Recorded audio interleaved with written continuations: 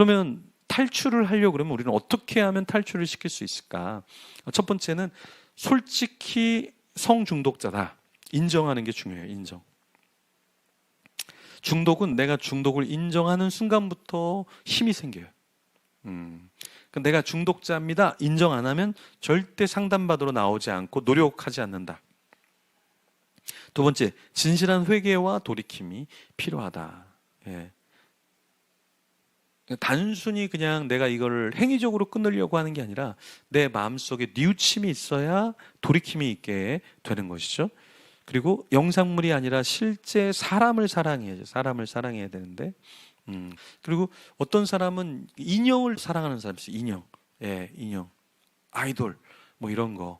예, 환타지 속에서 가상의 인물. 그래서 제가 만나서 상담했던 친구 중에 한 명은 진짜 이렇게 인형이라든가 진짜 그 어떤 캐릭터를 사랑하고 결혼하고자 하는 친구도 있어요. 우리가 생각할 때는 어떻게 캐릭터를 사랑하지? 근데 진짜 사람을 사랑하는 것처럼 그런 존재를 사랑한다. 그리고 흥분감을 느낀다라는 거죠. 그리고 상담자에게 상담을 받는 거 이게 쉽게 들리지만 중독자들은 상담받으려고 하지 않아요. 자기를 어떤 문제가 있다고 생각하지 않기 때문에 상담으로까지 나가진 않는다. 다섯 번째는 성중독 원인을 파악하고 환경을 조성해야 돼요. 대부분 이 중독자들은 중독에서 못 나오는 이유가 아이가 게임 중독이에요. 근데 게임 못 나오는 이유가 집에 아버지는 알코올 중독이고 엄마도 알코올 중독인 경우. 이런 경우는 중독에서 못 나와요. 부산에 있는 교사가 전화를 했어요. 그래서 네. 저한테까지 그래서 누가 소개시켜줘서 전화했습니다. 그런데 선생님인데 이 아이가 학교를 오는데 일찍 간대요. 근데 그러면 일단은 선생님이 아이를 돌봐야지 왜 아이가 집에 가고 싶다고 빨리 보내냐. 왜냐하면 선생님의 이런 중독자 아이가 있으면 수업이 되게 어렵거든요. 그러니까 내가 쉽고자 얘 빨리 집에 보내는 거예요. 근데 그건 잘못됐다. 그럼 집에서 누가 돌봐줄 수 있냐. 그러니까 그 집에 아빠가 술 중독자고 엄마도 술 중독자라는 거예요. 봐라. 그러면은 집에 가면 얘가 방치가 되지. 그러니까 선생님은 힘들어도 이 아이가 가겠다 그래도 너는 오후 3시까지는 나랑 같이 있어야 돼. 붙잡아 줘야 된다라는 거예요. 근데 중독자를 붙잡기가 되게 어려워요. 중독자랑은 같이 있으면 내가 중독될 것 같아. 우울한 사람하고 여러분 한두 시간 상담해 보시면 내가 우울해져요. 그냥. 내가 우울해져요. 되게 우울해져요. 이게 우울감이 확 나한테 오거든요. 그러니까 저는 정신병이 있어서 항상 기분이 업돼 있거든요. 제가. 그래서 저는 잘 내려오진 않아요. 내려오지 않아. 중독자랑. 근데 저도 중독자랑 우울자랑 하면 그 우울감과 중독감이 되게 사람을 피곤하게 만들거든요. 여러분 건강한 사람하고 얘기하면 재미가 있거든요. 근데 막 벽하고 얘기하는 것처럼 막 그러다가 한 2시간 상담했는데 그래도 전 안 돼요. 이러면 푹 꺼져 버리거든요. 그래도 저는 미친 존재감이라도 있으니까 그러나 말거니 하고 행복하게 막 이렇게 살면서 이렇게 중독 세미나도 하고 하는데 이게 그래서 상담이 어려워요, 여러분. 그래서 미국에서는 상담사가 하루에 6명 이상 상담을 못하게 법적으로 금지를 하고 있어요. 왜냐하면 전이가 되거든요. 저 우울감이, 저 중독감이, 저 상처감이 이런 게 다 전이가 됩니다. 그래서 상담사에 상담사가 필요해요. 상담하는 사람의 멘탈이 흔들리거든요. 그래서 그 사람 멘탈이 흔들리지 않게 이 사람을 상담해주는 전문 상담사가 또 있어요. 근데 우리나라는 이런 게 잘 안 돼 있죠. 그래서 우리나라도 목회자들을 상담해주는 목회자가 사실은 필요해요. 왜냐하면 목회자로 해서 가는 방향을 다 잘 잡고 있는 게 아니거든. 하고 있다가 이게 내가 잘하는 거야? 흔들릴 때가 있잖아요. 그렇죠? 그래서 이 상담도 마찬가지로 환경을 조성해주고 그 사람들이 흔들리지 않게끔 부모도 케어해주고 아이도 케어해주고 전체적 가족 상담. 그래서 요즘에는 가족 상담을 많이 해요. 그러니까 한 사람만 회복된다고 회복되는 게 아니라 이 가족과 환경이 전체가 다 좋아져야 된다라는 겁니다.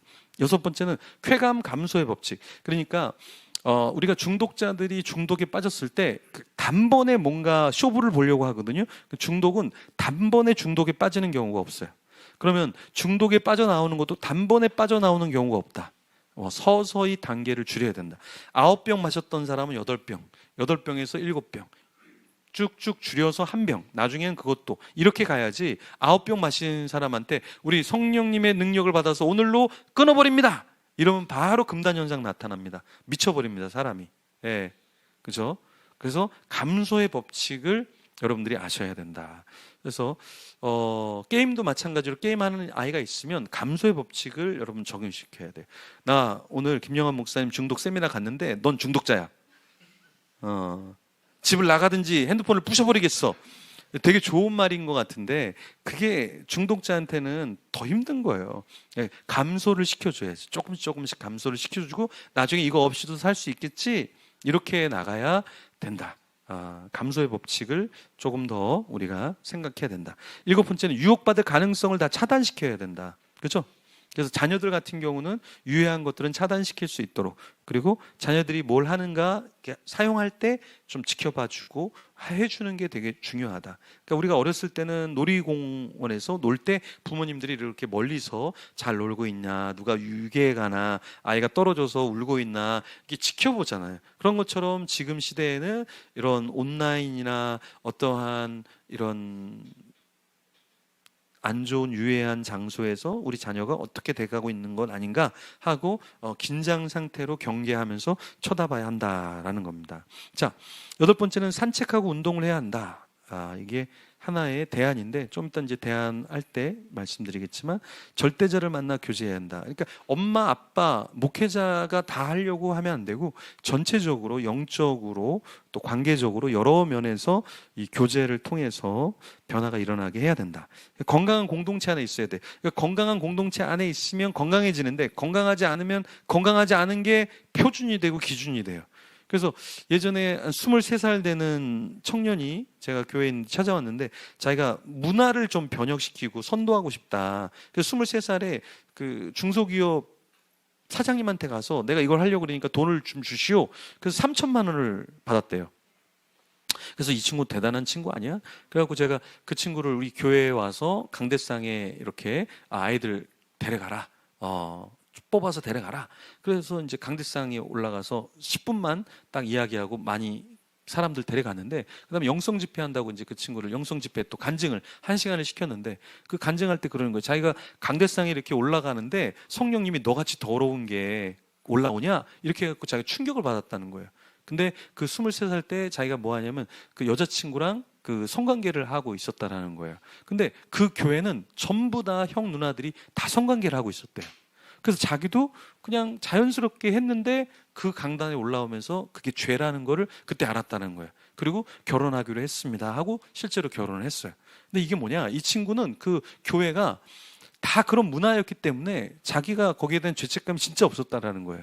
그리고 그 내적인 그런 음성을 듣고 회개하고 바로 자기는 결혼을 했다. 근데 이 공동체 분위기도 되게 중요하고 가족의 분위기, 어떤 가족은 그냥 아버지도 바람피고 저쪽에 뭐 아주버니도 바람피고 다 바람이 계속 부는 집이 있어요.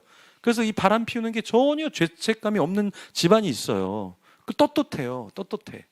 그래서 뭐 우리 아버지도 그러고 할아버지도 그러셨는데 이게 이런 분위기도 별로 좋은 것은 아니다. 그래서 이런 것들도 좀 끊어주고 정리해 줄 필요가 있다라는 거예요. 그래서 우리가 설교 시간이나 양육이나 교육 시간에 이런 부분도 사실은 좀 다뤄야 돼요. 그래서 제가 양육 교재도 만들었지만 십계명의 이 성의 부분에 있어서 같이 좀 노골적으로 이야기할 수 있도록 좀 하긴 했는데, 하여튼 이런 것을 우리가 교회 안에서도 터치를 해줘야 된다. 왜냐하면 기준을 제시해 주지 않으니까, 기준이 없으니까 막 나가는 거거든 사실은.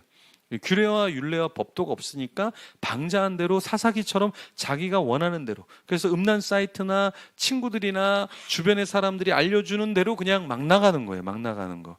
그래서 우리나라에 그 성중독자도 많지만 낙태율이 얼마나 되는 줄 아세요? 낙태율? 여러분, 우리나라 낙태? 저는 옛날 10년 전부터 우리나라 낙태가 100만이라고 이야기했거든요. 1년 한 해에 100만? 사람들이 그래요. 100만은 아니다. 그건 너무 오바다. 그랬는데 배제대랑 연세대랑 2006년부터 16년, 10년 동안 낙태를 한 해 한 해 조사해 보니까 50만 건이 났어요. 50만 건. 근데 이 CBS에서 대한의사협회에서 발표한 게, CBS에서 토론하는데 발표할 때 하루에 3천 건이라고 이야기했어요. 그러니까 1년에 110만 건이라는 통계가 나왔어요. 우리나라가 그렇게 낙태를 많이 해요. 그래서 낙태죄가 없어지고 낙태를 아무렇게나 해도 되는 그 법이 만들어지는 거예요. 실제로 낙태가 되게 많아요. 우리나라 지금 아이들 태어나는 비율이 20만 명밖에 안 되죠. 20만 명. 20만 명 안 돼요, 지금 우리나라가. 근데 죽이는 아이들은 훨씬 더 많아요. 훨씬 더 많아. 그러니까 우리가 몰라서 그렇지. 그러니까 10대, 20대 아이들은 아이를 너무 많이 낳아서 문제고 20대, 30대 결혼한 사람들은 난임, 불임. 그래서 출산율이 0%대잖아, 우리가. 근데 우리나라가 일본과 미국에 가장 많은 아이를 수출하고 있어요. 아이를 수출하고 있어요. 희한하죠? 우리는 뭐 0%대라 그러는데 일본과 미국의 아이들 수출은 우리가 제일 많이 하고 있다니까요. 그러니까 실제로 안 낳는 게 아니에요, 우리는. 가정의 프레임에서는 난임과 불임이 많지만 10대, 20대는 성에 대한 이런 혼탁한 기준 때문에 이 아이들이 아이를 많이 낳는 거예요. 그 낙태율이 엄청 높은 거예요, 우리나라가. 근데 이게 수치스러운 게 뭐냐면 예전에 우리가 홀트 아동 이런 홀 있죠. 이런 게 사실 수치스러운 게 뭐냐면 이 아이들을 그런 단체에서 미국을 보내면 행정비라는 명목으로 돈을 받아요. 그러니까 우리가 아이 장사를 했던 거야, 아이 장사. 그래서 우리 교회에도 그 입양아 찾아주는 그 복지센터에서 하는데 복지센터에서 그 입양 갔던 아이들이 팔려갔던 아이라고 봐요, 사실은. 왜냐하면 이 아이들을 보내면 보낼수록 행정비로 지원금을 받거든. 저는 그게 그 사실을 알고 너무 화가 났는데 그 친구도 그 얘기를 하더라고요. 예전에 그 행정비 받고 돈 받고 다 했다. 근데 그 아이들이 막 와서 우리 부모 찾아달라고 해서 부모를 찾아요, 실제로. 근데 10명 중에 내 아이니까 만나고 싶다라는 율이 몇 프로인 줄 아세요? 10%가 안 돼요. 10%가. 아니 40년 50년이 지나서 자기 민족에 와갖고 부모를 찾으러 왔는데 안 만난다. 이게 90%가 안 만난다는 거예요. 너무 아프죠. 가슴이 또 찢어지는 거예요. 자, 이렇게 멀리 왔는데 부모가 안 만나주겠다. 그래서 다시 울고 돌아가는 그 안타까운 사건. 그러니까 우리나라는 옛날부터 낙태가 굉장히 심했던 나라예요. 그게 뭐냐? 이게 성적인 타락과 이 성적인 기준이 없는 나라이기 때문에 이게 계속해서 자행되는 거예요. 그러니까 여러분들이 속으면 안 돼요. 우리나라는 애를 안 낳아. 이거 속으면 안 돼. 이거는 다 거짓말이에요. 우리 10대, 20대 애들 엄청 애 많이 낳아요. 동거하는 애들도 엄청 많다니까요. 그래서 이 성중독에 대해서 우리가 이야기해야 되는 이유가 이 성중독은 생명과 관련됐기 때문에 그래요. 생명과. 생명을 낳았는데 죽여버리잖아. 죽이는 게 100만이야. 근데 또 수출을 해버리네. 돈벌이를 만들어버리네. 이게 얼마나 여러분 얼마나 비참한 거, 얼마나 비참한 거. 그렇죠? 그래서 우리나라는 절대 출산율이 낮은 거는 사실이지만 우리는 낙태율이 높은 나라다라는 거를 여러분이 아셔야 돼요. 예.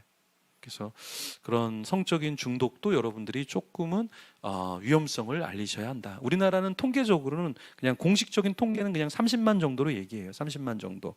근데 저는 30만이라고 보진 않아요. 예. 배제대랑 연세대랑 이미 50만 이상이라고 얘기를 했고 제가 보는 거는 100만 정도는 된다. 이렇게 봐야 한다. 라는 것이죠. 사회가 갈수록 타락하는 것이지 갈수록 정결해지진 않아요. 왜냐하면 우리도 이 부분에 대해서 설교하지 않았고 이 부분에 대해서 가르치지 않았기 때문에 요즘 아이들 동거하는 애들이 그렇게 많아요. 동거하면 결국에 애 낳으면 여러분 키울 것 같아요? 다 죽입니다. 다 죽여요. 그러니까 출산율이 나올 수 없는 거예요. 죽이는 율이 높으니까. 그 부분에 우리가 좀 더 고민을 해야 되겠어요.